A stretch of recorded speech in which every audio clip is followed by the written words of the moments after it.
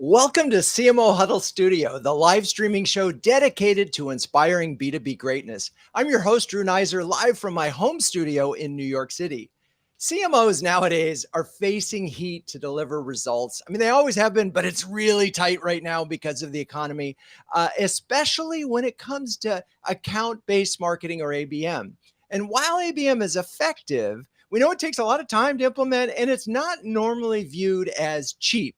So fear not, we are joined by three incredible CMOs who have mastered the unique art of ABM on a tight budget. They'll share cost-effective strategies and game-changing tactics to reach the right accounts and build strong relationships. Get ready for an ABM journey like no other and a special surprise guest who is here with me in the studio. It is a live show and we're keeping things fresh.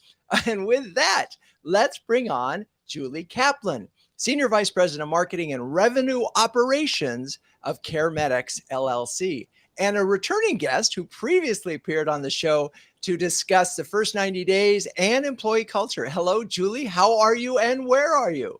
I'm well. I'm here in Maryland, and it's lovely to be back on the podcast. Oh, yeah, in the live streaming show and then the podcast. That's amazing. Yeah. And it's great to have you. So I would love it if you could sort of set the stage on what you've been doing at ABM, at CareMetx on ABM. So, this show is about how to make the most out of a modest budget, right? So the word of the day for us is focus, right? So we stick to our target account list. We really, really focus in on them. A lot of companies will also add a lookalike list. We're not doing that. We're just sticking to our target account list, and we are present with them all the time. And we also have triggered campaigns, but again, it's all very, very focused on specific stages. Okay, so let's dive into a couple of things. Target accounts. How many and how did you sort of develop those? Right. So we have about 300 target accounts. That's a little deceptive because we might work with multiple teams in one account. We partnered with sales, and really the target account list is driven by sales, not by us.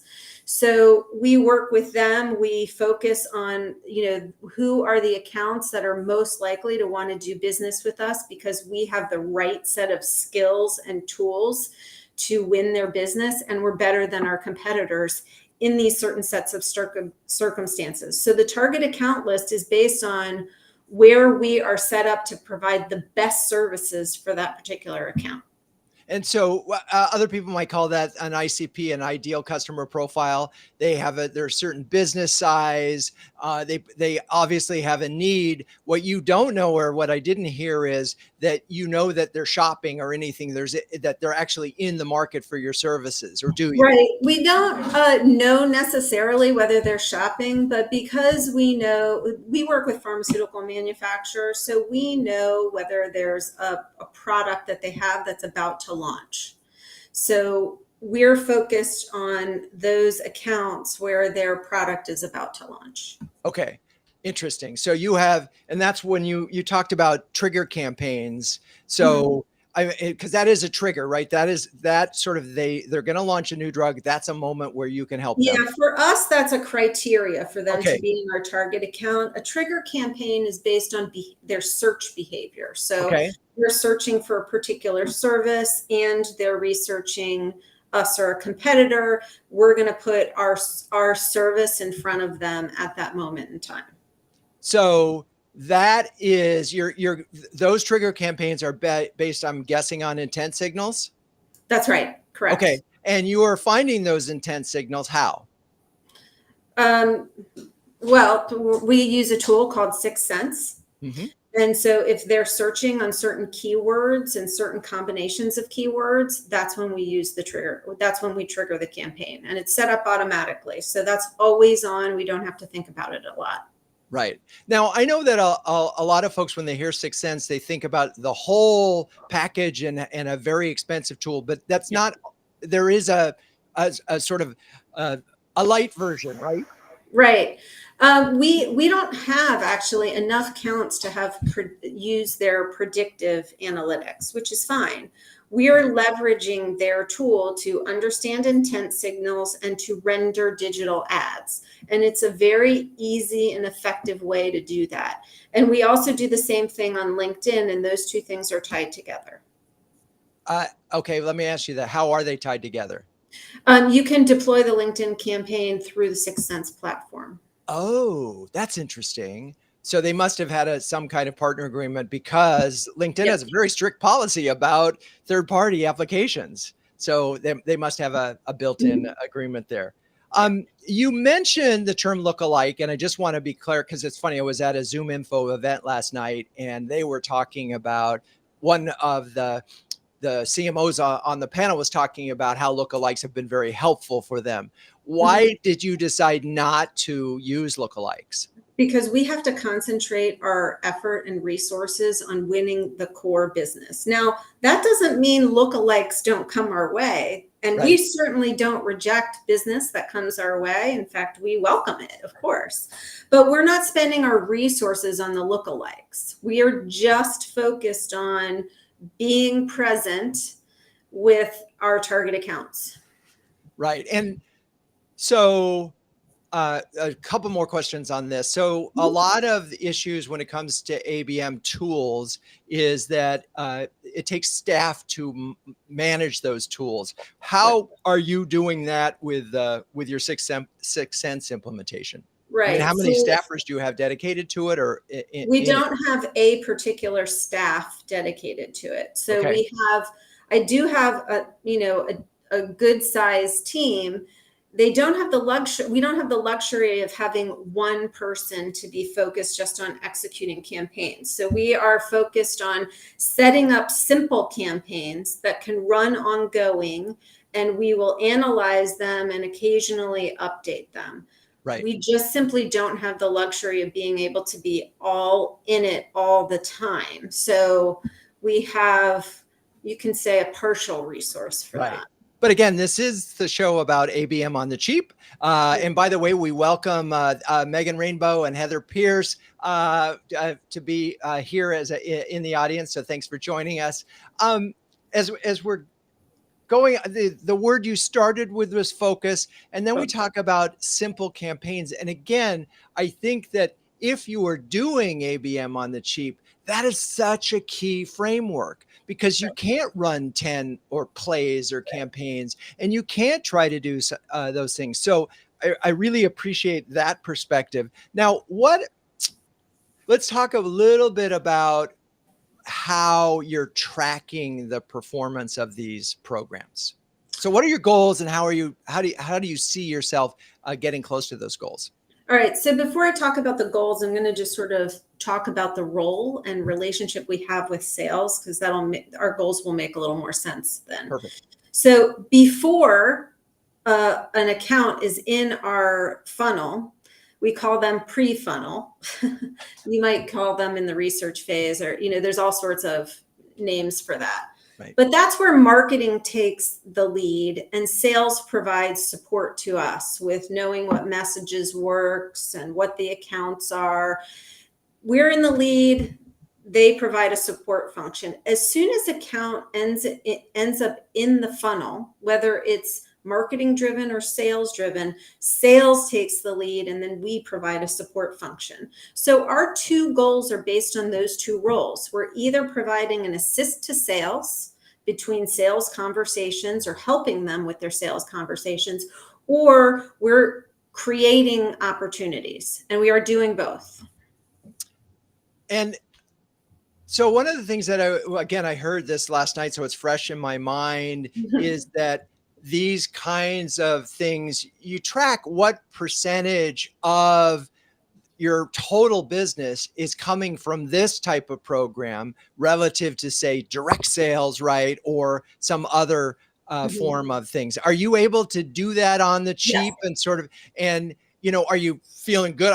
You don't have to necessarily give me the data, although that would be awesome. But how are you feeling about the percentage of business that this ABM program is driving? Yeah, we just looked at the last 12 months of marketing driven leads, and without sharing the inside scoop, let's just say it's substantial opportunity that was driven by, that were marketing driven leads. And all the sales wins we call assists. That means we were helping to keep CareMetx present during the sales cycle. That allows us to stay 100% aligned with sales. There's no conflict between us and sales. Right. We have the exact same goals: create opportunities and assist the sales in winning opportunities. So that's what we're really looking at. Now, we have other marketing and RevOps type metrics, but ultimately it's assists and marketing driven leads. Marketing driven leads, not marketing driven opportunities. Oh, I'm sorry, marketing driven opportunities. Okay, fine. Yes. That's what we're counting. Yeah. Right. Yes.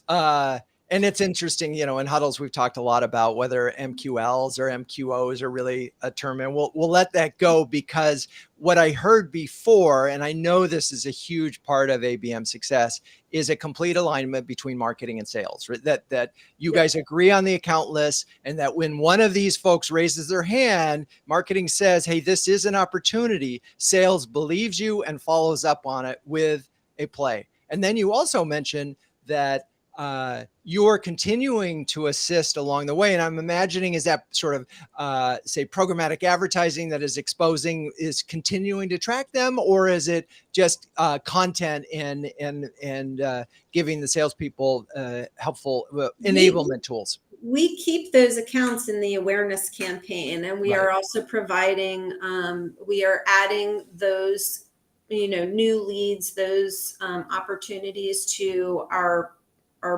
blogs, so that they're, we're sending them fresh content all the time. So we are sending them digital advertising. We're rendering digital advertising. We're starting to support with some email content, and certainly what's on our website. But we know our prospects are going to those blogs. Right. Okay. Well, Julie, what a great way to kick off the show. I feel like there's so many keys to a successful ABM on the cheap: focus, simple, and so great. We'll be back with you in a minute, but now let's welcome Olga Noha, who is the CMO at SplitMetrics, who has previously joined us on this show to shed light on the intricacies of international marketing and customer events. Hello, Olga. Welcome back. Hello, Drew. Thank you for having me back. And just to confirm, and where are you this fine day? Yeah, so I'm currently working from Boston, and it's a great pleasure, as always, to be here on CMO Huddles Studio. Well, I love it. And I know that as you were listening to what Julie had to say, I'm wondering, as you give an overview of SplitMetrics, how was your approach similar or different to what Julie was doing? Absolutely, Drew. And, I'll start with a brief intro of SplitMetrics and why ABM is important to us. SplitMetrics, we serve as a growth engine for top mobile-first businesses worldwide. Through our ecosystem of products and services, we are an Apple Search Ads partner. We built a platform that helps companies like Skyscanner, Babel, Glovo automate and optimize their Apple Search Ads. So yes, we have an offering for smaller advertisers as well, but focusing on large enterprises and brands is core for us. So I definitely second what Julie told today about the power of focus, and that's why we heavily rely on the ABM approach. So let's talk. Julie mentioned they had 300 accounts in their sort of ideal customer profile that they're focused on. What's your sort of profile? And you already mentioned what they are, but do you have a sense of how many are in your program? Yeah, we have a little more than that. We have 600 of such accounts. We actually started our ABM journey from a research that broke down what types of customers drive our business growth most and what types of organizations we should focus on in our ABM. That's how we then defined the actual list of organizations that we are most interested in based on this research. We are big advocates of a data-driven approach. And, we also knew we wouldn't succeed without the sales and marketing alignment. So we didn't initiate any work on ABM before we made sure that both of the teams are committed to collaborating closely, from actually identifying target accounts to nurturing them and finally closing the deals. As all of us, we went through the steps of identifying target accounts. The sales team was driving it, and that was based on the research that we performed and data that we were able to collect through different sources. We ended up with a list of 600 accounts that we are most interested in. We went through the stage of mapping account data, selecting channels, developing tailored content and messaging for them. And this latter part was an important one, as we have so much expertise to share. We in the company at SplitMetrics believe we are the biggest experts in Apple Search Ads on the market, because through years we have seen more Apple Search Ads accounts than anybody else. And it was crucial for us to map these insights we could share to what our target accounts would most benefit from. So we split our lists into categories or verticals, and tailored our content to these categories, and even specific companies sharing benchmarks that they could expect from Apple Search Ads in their category, sharing best practices on how their specific company could leverage the platform better, because we wanted to deliver as much value as we can at any stage of our communications. Yeah, which is great. It's funny. We've come to call that in Huddles, and not sales enablement or buyer enablement. We're calling it value enablement. And that's such a great example of it. You have data that is of value to the customer, so you can really help them. And I imagine that that's a high interest to your prospects. But I want to go back to something you mentioned, because I hadn't heard. I want to just make sure I fully understand the research and how you did this. I mean, how, because you got it down to 600, but how did you identify the characteristics? Was it looking at your current customers and sort of tracking them? What else did you do? And did you do this all in-house, and how long did that take?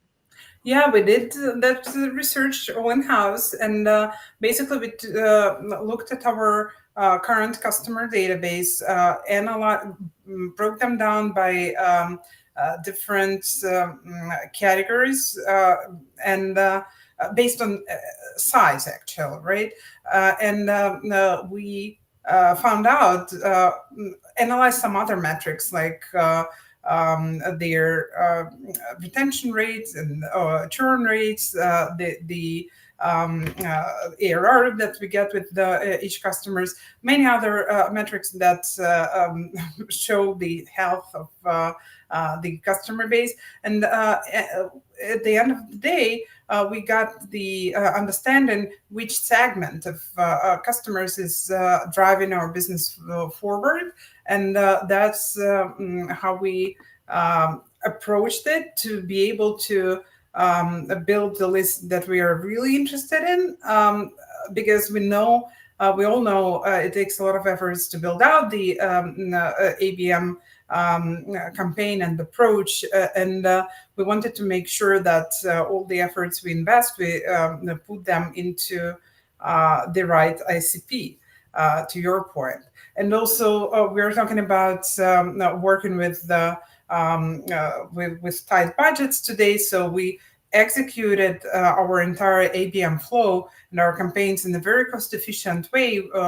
We maximized the use of our existing technology, HubSpot, Apollo, and Linfor. I will elaborate on it more, and refocusing our campaigns and their actual budgets from targeting by demographics and interests to targeting by specific accounts in our ABM lists and most target titles within these accounts. So we didn't have a luxury of adding extra budgets for the ABM motion, but we wanted to keep that focus. It's very important. So we actually reallocated the existing budgets to that approach. We practiced ongoing measuring analysis of the results and continuous improvements. And, ABM isn't a one-off strategy. We understand that it's a longer process, but it was important for us to know if we are moving in the right direction. So we not only were tracking the revenue generated through this approach, but much earlier stages, engagement with the accounts, pipeline that we generate to see if we are moving in the right direction. And speaking about resources, human resources within our team, similarly to what Julie just shared, we don't have an option of dedicating separate FTEs to this motion. So we defined within our marketing team a marketing leader who was driving the ABM motion, but we also leveraged a lot of shared resources to execute on specific aspects of it and run campaigns, prepare content, etc. Right. Awesome. Okay. So a few takeaways from me, research your ICP really carefully because garbage in, garbage out. If you don't have the right list, you're not going to succeed. Secondly, just a reminder that your next customer is most likely to look like your current best customer. And so that kind of helps you frame it. And then, yeah, sometimes it's not about the tool, it's about the alignment and the process. Okay, well, Olga, thank you for that. We'll be back to you in a little bit, but let's bring on Julie Feller, Head of Marketing at US Legal Support, and an industry expert who has graced our stage before to delve into the topic of acquisition and rebranding. Hello, Julie. Wonderful to see you again. How are you? So how are you and where are you? Thank you for having me again. It's great to be back. I am wonderful, still in sunny San Diego. Yes, lucky you. The most constant temperature of any city in America. It's not bad out here. Not bad at all. All right. Well, so you've been in multiple roles with robust ABM technology and many without. So let's talk about how you've managed ABM-like programs without much of a budget for it. Yeah, absolutely. I think while having technology to run an ABM program is ideal, I actually find it pretty fun and helpful to start from the ground up with a really small budget or a small team or both, since it helps to lay a good foundation for early testing and getting some insights which can be used when implementing a full-blown program down the road.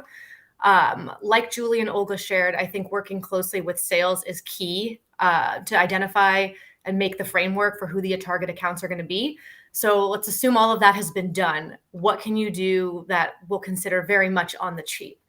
I would start with email campaigns, since it's a pretty effective and relatively affordable way to communicate with large amount of prospects and accounts. So for me, kind of like what Olga was sharing, the CRM has always been key to helping to identify and tag those accounts and contacts in order to run the lists and create the personalized messaging and campaigns and other content and advertising. So I think that tagging in the CRM, which is really, again, a collaborative effort with sales, because if they're not helping and notating things the way that is agreed upon, making content by persona or by account won't work, since you're not able to identify them and send things to them. Being in the B2B software and services space, collecting data about every contact, their location, their job title, their practice specialties is helpful, since a lot of the segmentation that we do currently is based on the type of business that our client conducts. So kind of knowing who they are and what's important to them helps us then hone our messaging and give them what they're really looking for. We also use HubSpot, and I think that having that marketing automation platform integrated with the CRM is very helpful, because you can use the data from those email campaigns about who's clicking links, who's visiting web pages, and other functionality that comes built in with the platform to further customize future messages and actions based on the activities that they're taking. So I think starting somewhere with the information that you're able to collect will give you a jumping off point to leverage that data and their engagement to communicate with them at the right time with the right messaging, whether that's email sequences, one-on-one follow-up from sales, you name it. So I want to go back to a point, and it seems so obvious that the data needs to be clean, but let's talk about, in some ways, sales' job is close business, right? And they're out there, and many of the best ones are just hunting and doing a really good job, just building relationships and getting it done. What they don't want to do is spend time inputting account information and so forth. But ABM won't work unless the data is pristine. So from when you sort of started and shifted to an ABM program, how did you get people aligned to actually behave in a sort of, we'll call it a new manner? It's almost, organizational management. I think that's kind of always the challenge, isn't it? With any program, ABM or not. One-on-one small group conversations have always worked well, starting with kind of the sales leadership and marketing leadership and making sure we're all on the same page.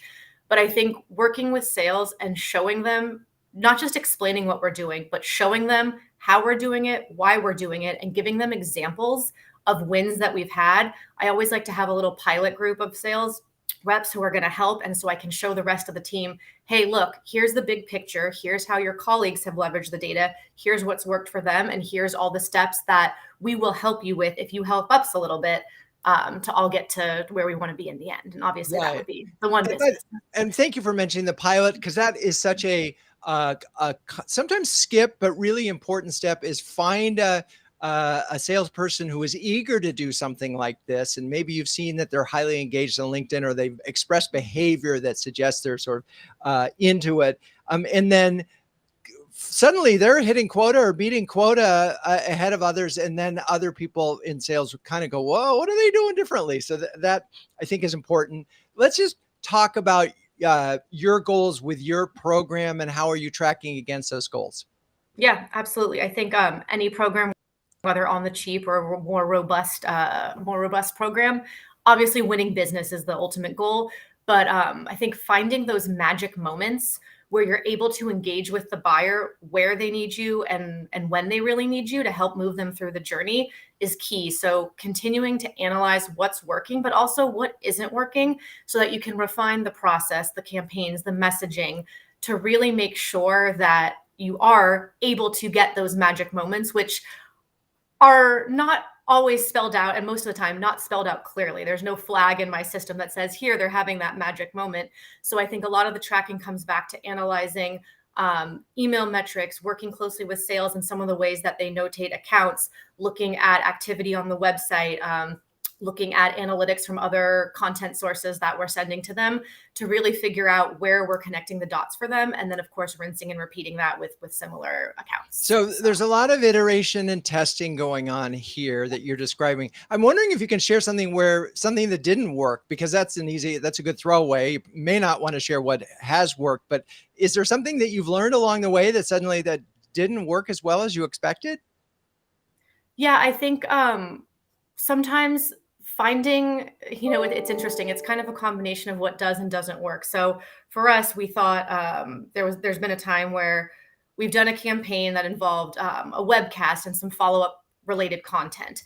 And we saw a lot of success with that, with one set of accounts that looked very similar to one another. So we said, okay, let's take that and give it to this other set of accounts that is very, very closely related to them. And there was a few differences in the personas that really made that content not as effective. And so what we thought was and ended up not, which is why it was important to be looking initially at things for us like client meetings. And there's a lot of conversations. It's a very relationship driven industry. And so if those meetings that are getting booked go down or are not going up as we thought they would, then that's kind of when we have to reevaluate what we were doing. Interesting. Okay, and you've already mentioned the tools that you're using. I'm just curious, how many companies do you have in your target account list? So it fluctuates a few hundred usually at any given time, a few hundred. And again, I think we're sort of zeroing in on, without massive, more robust tools, having a list of more than 600 is probably problematic to make ABM on the cheap. So how long have you sort of been implementing this? How long did it take from start to starting to see, Julie talked about marketing assisted opportunities where you were starting to see this was having an impact on pipeline? I'll go back to actually one of my previous roles. I would say that sales cycle on average was around 9 to 12 months. And we started with ABM, and I would say probably about 4 to 5 months in, we started to be able to actually pinpoint those marketing assisted sales that were happening. And so we were seeing those little wins early on, which then obviously opened up more space for a little bit more budget and a little bit more expansion of the program.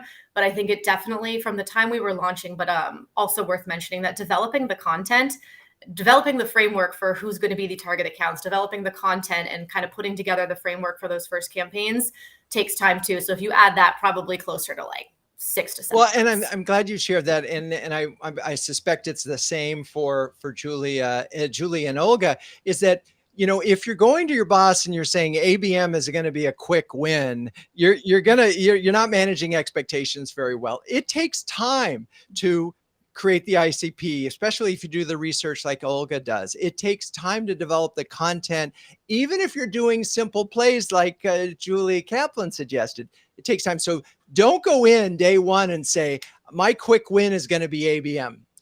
Just to, no, definitely don't not. want to do that. Yeah, and then it's the constant experimentation and testing of the messaging, but also constantly talking with sales to find out what are the pain points of the contacts, the prospects that they're talking with? What are the recent conversations they've been having? What are the timelines and things of that nature that the clients are sharing with them so that we can really have more information on them as well? Yeah. So. And one last point about the whole ABM thing, which I could have mentioned at the top of the line is, if it takes 6 months before you even see results and you have to invest in technology and it's a lot of time, the question that some might be asking is, does it pay out?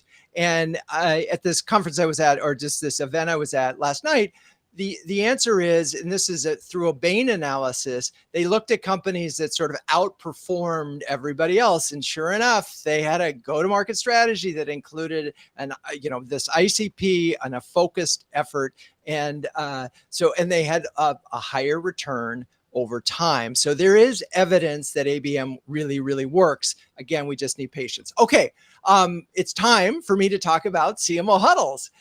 Launched in 2020, CMO Huddles is an exclusive community of over 100 highly effective B2B CMOs who come together to share, care, and dare each other to greatness.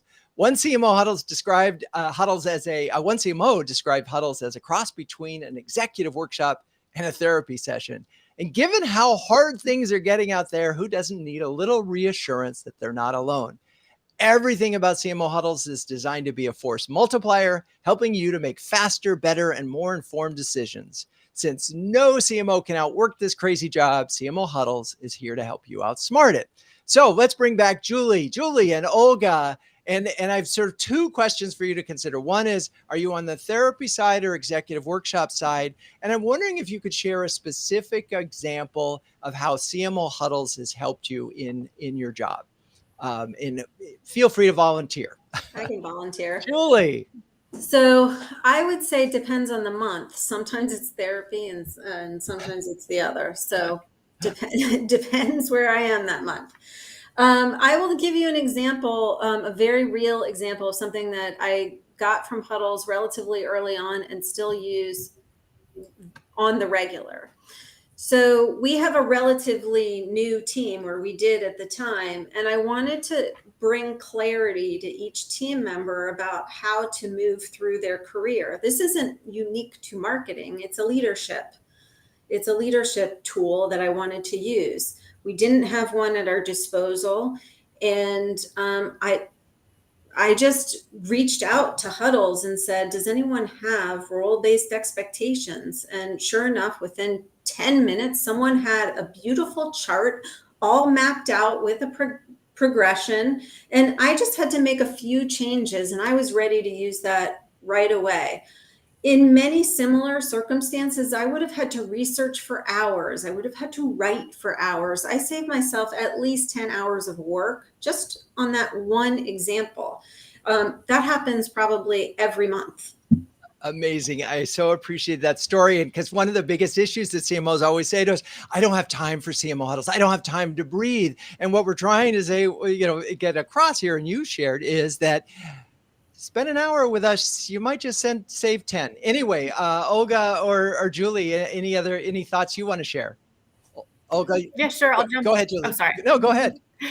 Yeah, I'll jump in. I think I'm an even split as well. It's really helpful and quite frankly reassuring to hear that other marketing leaders are facing similar challenges, equally as helpful to get ideas on how they've solved those similar challenges.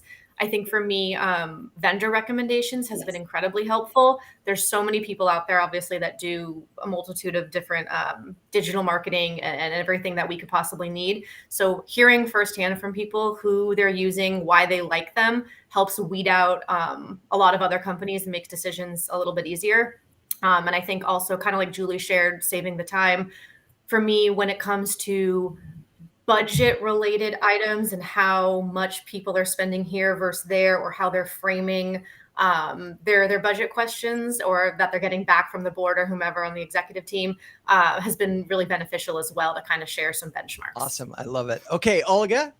Yeah, thank you for sharing this experience, Julie. I also have the same experience. It's for me, CMO Huddles is both therapy and the executive workshop. One of the recent examples when I've got a lot of value out of this community was just this week. We all know how important it is to build systems and processes, and the organizational chart is fundamental to that, right? Making the wrong move on that level could cost you a fortune. So we are now launching a new GDM motion within the company, and I asked the community about their firsthand feedback and real life approaches to this situation when their teams run multiple GDM motions. How do they structure these teams? And I've got great responses, great insights from the community right away. That was very helpful. Everyone who responded, thank you very much. No, and I love that, because it did happen this week. It was on Slack, and you got 2 responses because everybody's so busy. I was really thrilled to see that. Anyway, thank you all for those lovely, kind words. I feel the love, and it's wonderful. If you're a B2B CMO who can share, care, and dare with the best of them, please check out CMOhuddles.com. All right, let's bring everybody back, and our surprise guest, John. Hello, John. Hi, Drew. Thanks for having me in the worldwide headquarters here of CMO Huddles. John, you've just listened to 3 CMOs who are doing ABM on the cheap, if you will. What was your take, and what questions do you have for these folks? Yeah, well, first of all, you got a great set of members here that are talking about ABX and kind of doing it on the cheap or doing it on the like. I almost wish you could take one aspect from each of the individuals that presented. For example, some of the work that Julie, the first Julie, has done on the technology side and the identification of her target market, the research that Olga has done.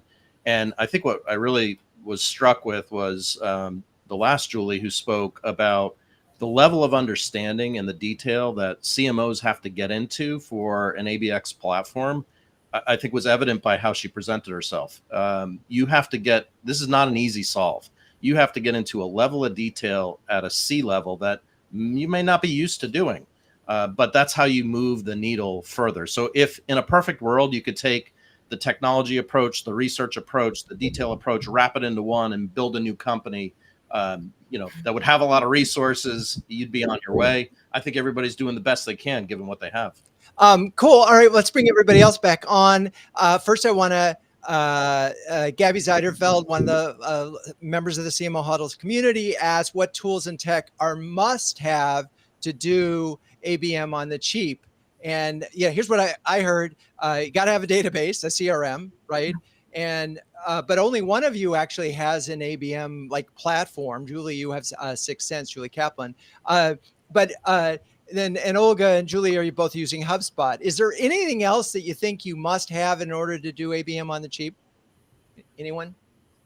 Well, for us, it's in addition to HubSpot, where we automate all the processes, it's also the outreach and engagement tools like Apollo, and data enrichment tools like ZoomInfo.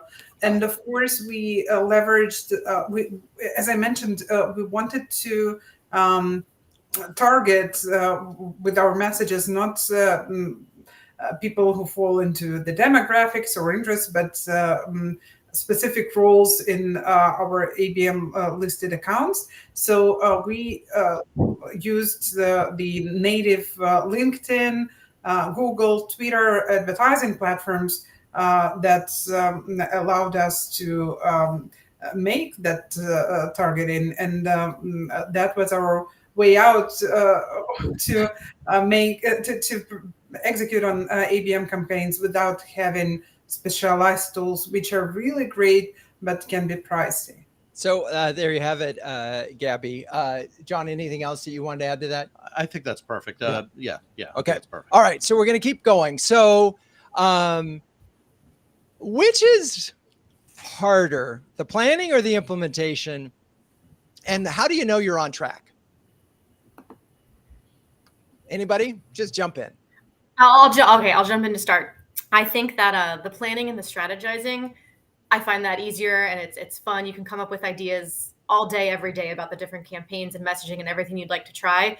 The challenge then becomes, especially with a smaller budget or a smaller team, comes when it's time to actually implement those plans, create the materials, pulling reports, especially if you're working from multiple systems and things of that nature. So for me, I always start with a pretty lofty list and break it down into phases and then even sub phases to provide a roadmap of kind of where to start. And I build in some milestones to make sure that I'm checking along the way of what's working, what isn't working, working with sales again in that communication, making sure building out the reporting framework as early as possible so that I know if I'm on track in an individual phase. So Olga and Julie, you're both on, are you both on the implementation side as the challenge as well? I have a different perspective here. It's not whether it's implementation for me at least, or, planning. It's more around my appetite is greater than my stomach for all the projects that we need to do and push forward. And I lack patience, probably like my colleagues here. And so managing to what we can stage out reasonably, whether it's the planning and strategy part or the implementation part, that's the challenge, at least for me. And that's just a personality thing. Well, no, but I bet your CRO or your head of sales has the same problem. Well, because, there's a very few people at that level who are patient with when they want revenue in versus not. So not a surprise there. Just a quick clarifying question. It looked like your CRO is newer to the organization as well. So are you seeing any special dynamics there with that person if they are newer? Our chief, well, we don't have a CRO. We have a chief commercial officer, and he hired me. Gotcha. We're on the same page. Like we want this to happen as quickly as possible. We also want to do it the right way. So managing our own personal expectations and goals and still trying to drive things forward while being reasonable about it is difficult, because you don't know exactly how long these things are going to take. You don't know exactly how much time on a Gantt chart to put around it. And because we rely on so many people, we rely on collaborating with almost every department in the organization.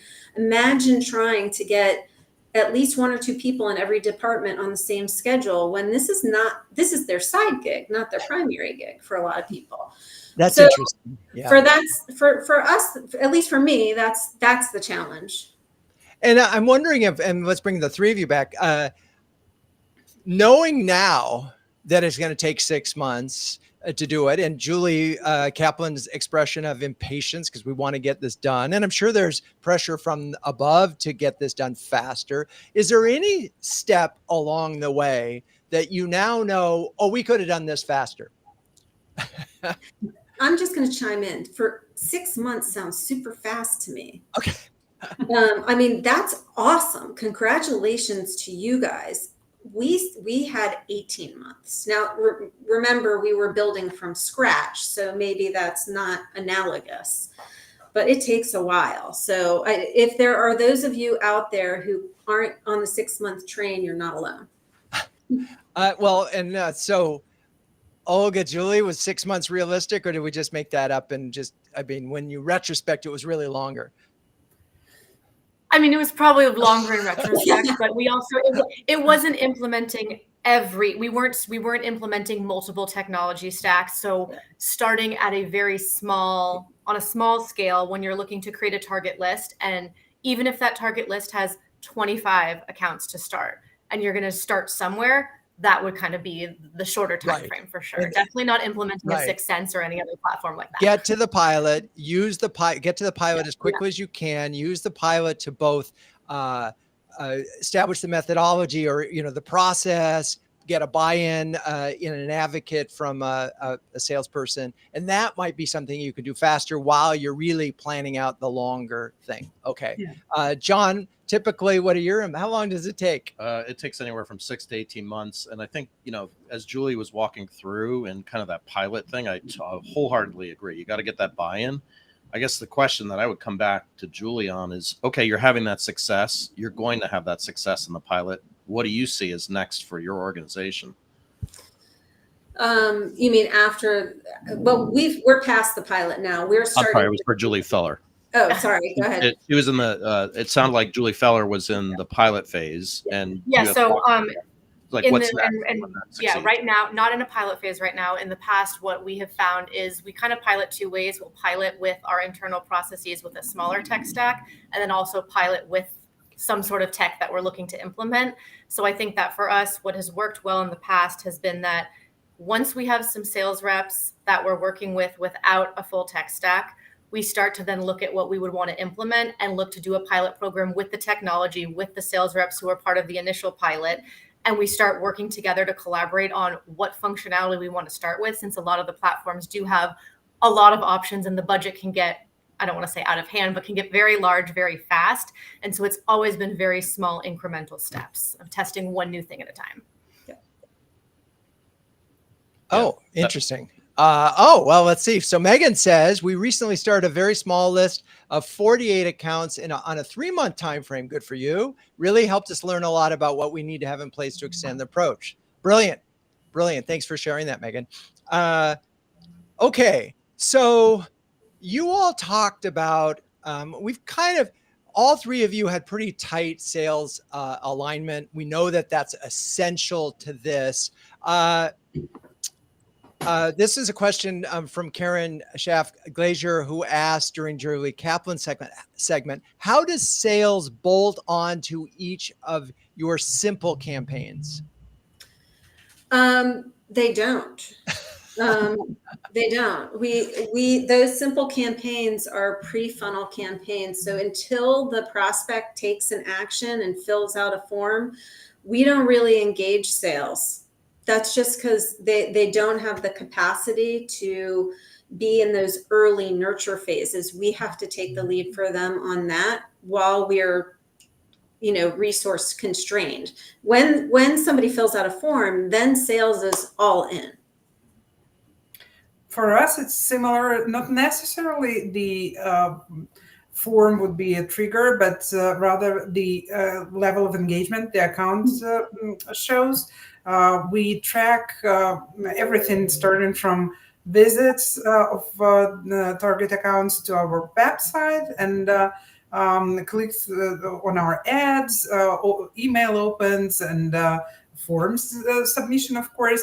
And once we have sufficient level of engagement shown by a specific account, especially we also see if there are any additional contacts that we are interested in that fall into our ICP from the same accounts are doing something with our campaigns. So once that is done, we hand off to sales and engage them to step in. But similarly to what Julie said, we do not ask them to be involved earlier than that.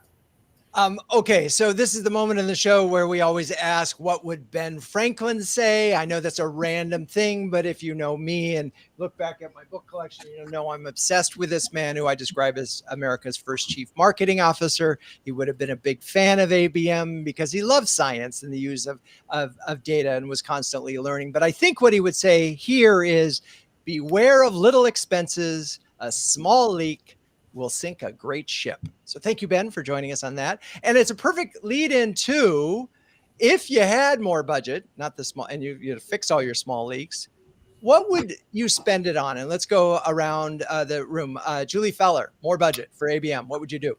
I think first and foremost, more staff. I want people to understand our business, our clients, our target clients, how they conduct business, therefore how they buy from us, how they engage with us, and having that right team in place really makes it easier to expand and implement new programs and new technologies. For us, content is still king in my world. And so having more people who understand our ideal customer profile can help create messaging for various personas and stages of their buyer's journey is really paramount to making sure we're leveraging any technology to the best of our ability. And I want to I'm going to put a little exclamation point on it. And I've observed this now in so many different organizations. You are really serious about something when there is a person's title is responsible for that something. So when you have an ABM person dedicated to that and that's their title, then you know the organization has committed. So I totally agree. Julie Kaplan, any other thoughts on where you'd spend the money? Yeah, this is going to sound a little strange. Good. For that. I would invest in earned media, and then I would re-promote the earned media in those awareness campaigns a lot. Again, we're talking fantasy land where I had an extra $1 million to do that. But that's what I would do. Interesting. And what would the result of that in your mind be? What would that do for you? It means that before people are looking for our services, it's an implied endorsement. Like if we're in a publication and it's earned media, not we've paid to be in an article. We'll promote it in ABM. One of the things that we found out very interestingly is when we did a press release for a new chief, that was among some of the best click-throughs that led to forms than just our regular ads.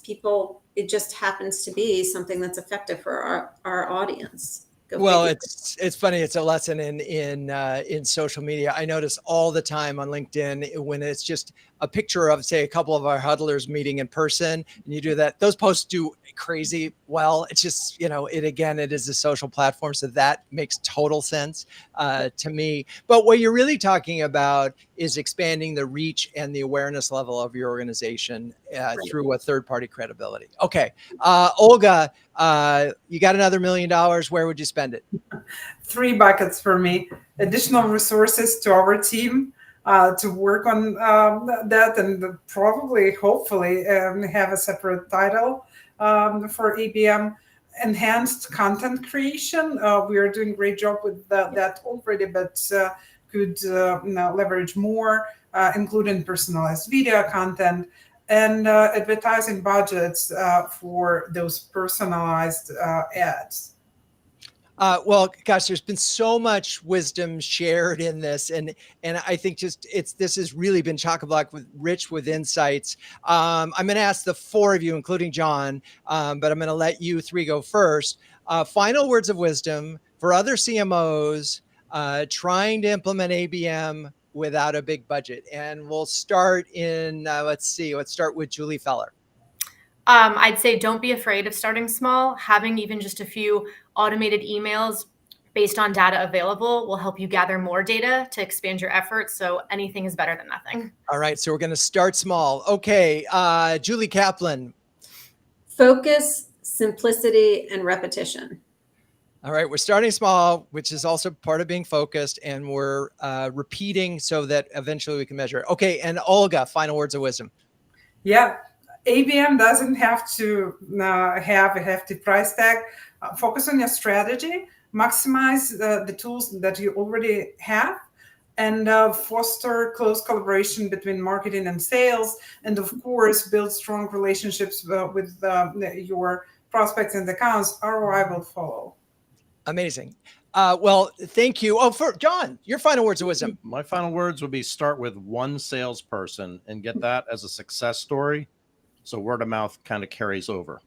That's and I've heard that that is such a great thing, and that person is going to behave differently than other salespeople, and you can see that behavior based on what they're doing. Maybe they're incredibly active on LinkedIn and Navigator, or they're folks that are ready to use these tools and take advantage of it. Okay, that's it. Thank you, Julie, Olga, and our special guest, John, for joining us in the world headquarters of CMO Huddles. You're all great sports. Thank you, audience, for staying with us. I'm really confident you got a lot of good stuff out of this. Please join us in 2 weeks when we'll be talking about staying true to your brand values with Kay Moffitt, Marshall Poindexter, and Joe Cohen. Cue the music. CMO Huddles Studio is produced by Melissa Caffrey. Our production assistant is Laura Parkin. If you'd like to learn more about CMO Huddles, please visit cmohuddles.com. I'm your host, Drew Neiser, and until next time, keep on sharing, caring, and daring each other to greatness.